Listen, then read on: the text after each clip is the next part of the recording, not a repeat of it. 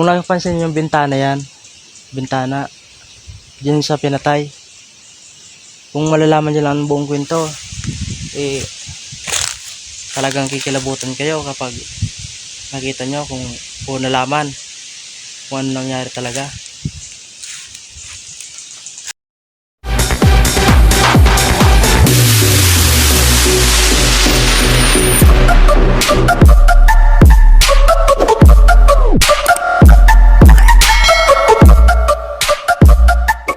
So what's up mga boss, ayan, isang magandang araw sa ating lahat. Salamat sa Panginoon kasi binigyan tayo ng magandang panahon ngayon. Ayan, tingnan nyo naman ang ganda ng panahon. Ito na pala yung ika-5 araw namin na pagkawit ng buko. Ayan, kasi ang tagal bago katapos kasi yung daming dapat gawin na napupuspon, ayun. Kaya mamaya magkawit ulit kami, pero baka mamaya yun, tapos na. Konti na lang yung dapat kawitin doon sa taas. Yun. Kagabi naman naghanap kami ng isda, pero di kami nakakuha. Pero nakakuha kami ng ganito. Ayan. Ito. Kung alam nyo mga boss ang tawag dito, supsupon. Ito. Saka isang pugita kami.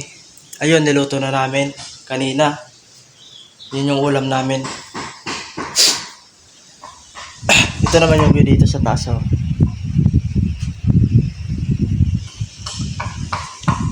Yung kasama ko na sa baba, tara puntahan natin. Nasa baba, kasama ko.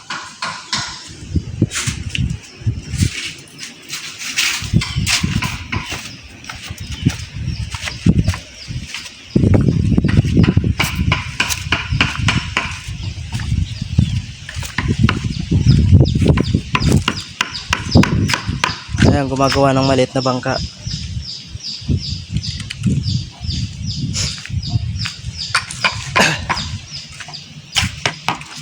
Ayan yung kambing na sobrang tapang. Ayan, lalapit na naman. Ayan o. Ayan.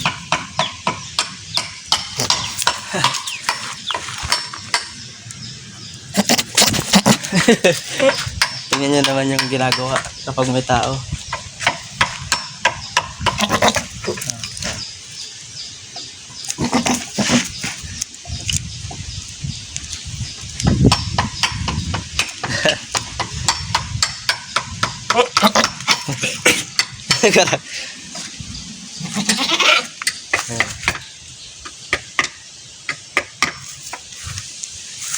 Simula nung namatay yung pamilya ng kambing, yun ang ginagawa niya sa mga tao. Dati kapag nakakita yun ng tao, sinasaktan niya agad yung mga tao. Binubunggo niya ng malakas. Ayun yung kambing. Oh. Siguro sa katagalan na panahon na walang nakikitang kapwa niya kambing, ayun, nakikipaglambingan na lang sa mga tao. Kami, nung tumagal kami dito, ayun ang ginagawa niya, hindi na siya nananakit sa amin. Dati sinasaktan kami noon kapag nakikita kami. Ngayon, parang kilala na kami, kaya medyo naglalambing na. Pero yung ginagawa niyan, lumalabas yung dila niya. Ito naman yung pugon sa amin, oh. Dito na uling yung kahoy, o kaya yung pinagkuprahan na bagol. Ayan, ito yung ulingan sa amin, oh. May uling pa sa loob to. Ayan, oh, yun ang uling. Ito, kung makikita nyo, ito yung kanyang uling, oh. Ayan, yun yung uling. Buong buo, parang di lang na sunog, oh, diba? Napakaastig ng ginawa ng Pilipino talaga, oh. Tingnan nyo naman, napakaganda. Ngayon sana dapat may kukuha na nyog doon, kalabaw, ay kaso wala kami nakuha na maghihila ng mga buko. Kaya ano, ayan pa lang yung naiipon namin. Kasi kinuha lang namin doon, ginamitan namin ng sako. Pinasa namin ng tig-isang balik.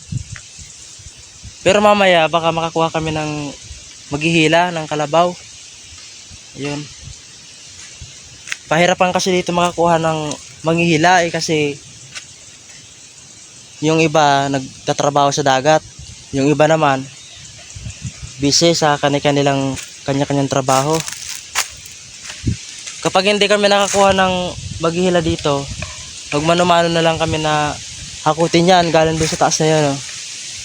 Yun. Baka 3,000 kayang abutin ng mga nyug na to na kinawit namin. Yan. Dito naman namin na ilalagay yung buko para maagunan. Ayan o.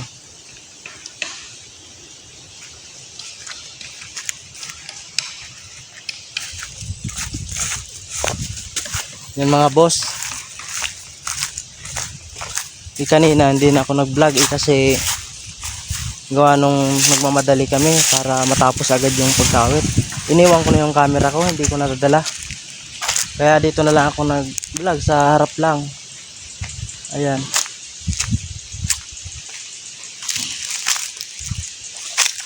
Dito sa pinagtutuluyan namin mga boss, kung hindi nyo na nalalaman, may pinatay dyan na ama nung kasama ko. Ayun. Kaya lang kapag kinukwento ko naman yung detalye, para kinikilabutan ako, parang ayun, may nararamdaman akong hindi maganda kapag kinukwento ko dito. Kung napapansin yung bintana yan, bintana, dyan sa pinatay.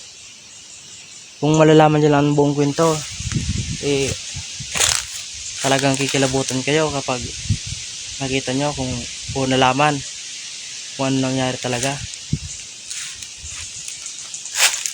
Gusto ko man ikwento, kaso baka magpakita sa atin mga boss.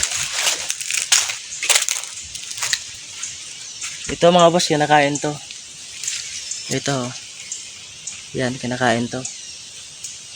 Kaya lang, dapat nakakainin lang nito yung hinog. Gaya nito.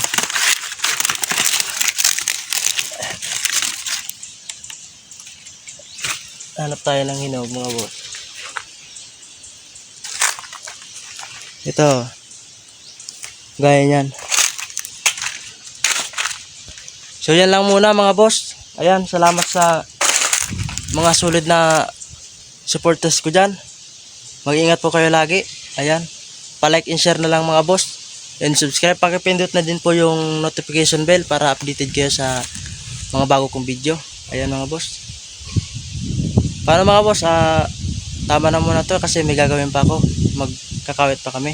Pasensya na sa mga yun na hindi nyo nagustuhan ng mga vlog ko. Yun.